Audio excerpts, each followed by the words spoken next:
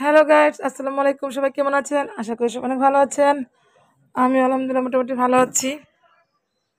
তো মেয়ের আকিকা দেওয়ার জন্য একটা ছাগল কেনা হয়েছে, তো সেটা বেঁধে রাখা হয়েছে।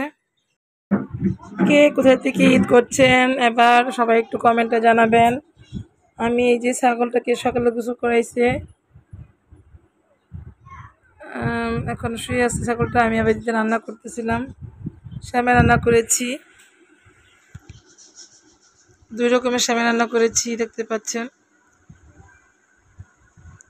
আর এদিক দিয়ে একটু মুরগির মাংস রান্না বসিয়ে দিয়েছি আমি, আর খিচুড়ি রান্না করতে বসিয়ে দিয়েছি হাতে মেখে।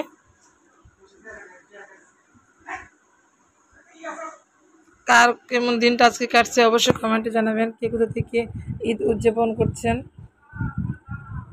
তো বেশিরভাগই দেশের দিকে চলে গেছেন, এখন ঢাকা খালি হয়ে গেছে, ঢাকার লোকজন নেই বললেই চলে।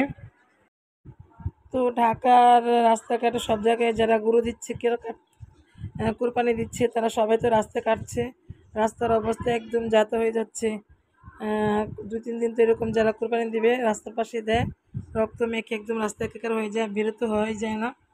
রোজার মাসে যায় একটু অনেক ঘোরাঘুরি করা যায়, কিন্তু ঈদুল আজহা কুরবানি ঈদে রাস্তাঘাটে জায়গায় জায়গায় ময়লা এটা সেটা ফেলা থাকে। ঢাকা যারা গরু কুরবানি দেয় তারা তো রাস্তার মধ্যে গরু রাখে, রাস্তা একদম নষ্ট করে ফেলে, কি অবস্থা। তারপর গরু কাটে, রক্ত জবাই, মানে গরু জবাই দিয়ে রক্ত মুক্ত মেখে একাকার। তো অনেকে পরিষ্কার করে রাস্তাঘাট সুন্দরভাবে, অনেকে আবার ঠিক মতো পরিষ্কার করে না। তো যারা কুরবানি দেন সবারই উচিত যেহেতু তাদের জায়গা নেই, রাস্তা ছাড়া তো তারা গরু কাটতে পারে না, তো রাস্তায় গরু কেটে জবাই করে রাস্তাটা সুন্দরভাবে পরিষ্কার পরিচ্ছন্ন করে দেওয়াটাই ভালো। এতে যারা পথযাত্রী তাদের কোনো সমস্যা পড়তে হয় না। রাস্তাটার সাথে সাথে গরু জবাই দেওয়ার সাথে সাথে রাস্তাটা ক্লিন করে ফেললে রক্তটা আর জমে থাকে না, ক্লিন হয়ে যায়।